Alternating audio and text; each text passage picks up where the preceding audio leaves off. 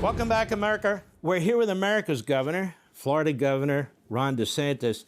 Governor DeSantis, while I have you here, and this topic of Iran is quite hot right now, what is your take on that?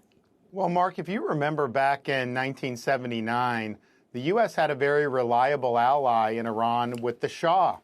And Jimmy Carter was president at the time, and he basically turned his back on the Shah and helped usher in the Ayatollah Khomeini into power.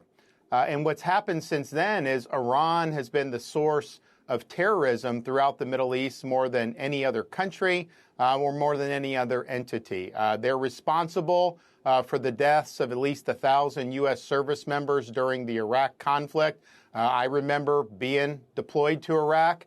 I remember seeing the reports coming in.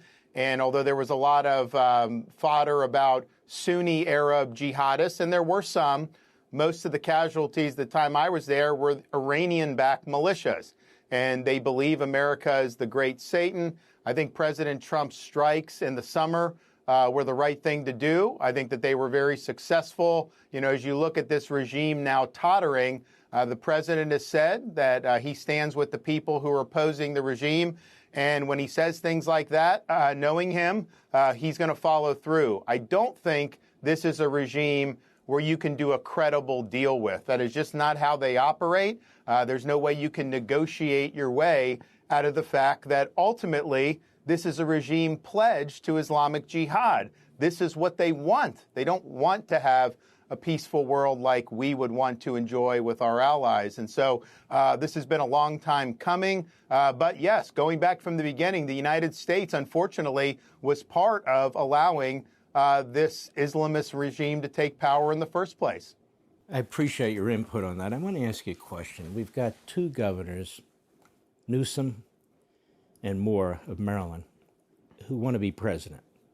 They may not say it, but you can tell. They want to be president of the United States. You got the governor in California who can't get water to fire hydrants. And you have the governor of Maryland who can't stop human fecal matter and sewage from pouring into the Potomac River. Shouldn't that be at least a baseline? If you can't get water to a fire hydrant in your state, or if you can't stop fecal matter coming out of a sewer for months into the Potomac River, maybe you're not qualified for governor? I mean, how would you approach, for president, how would you approach this?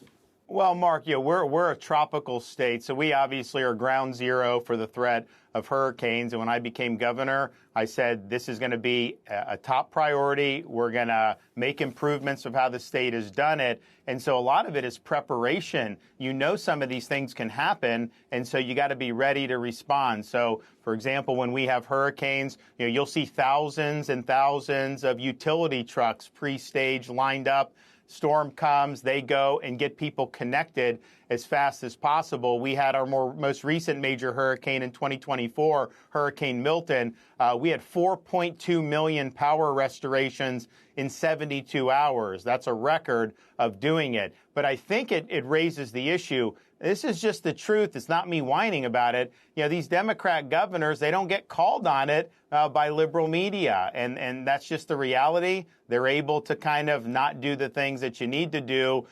For us, I remember after Hurricane Ian in 2022, we had an overwhelming response. It was a devastating hurricane. I had CNN sniffing around. They were just trying to find something that they could hang around my neck. After 3 or 4 days, people were saying, oh, thank God the state's done all this.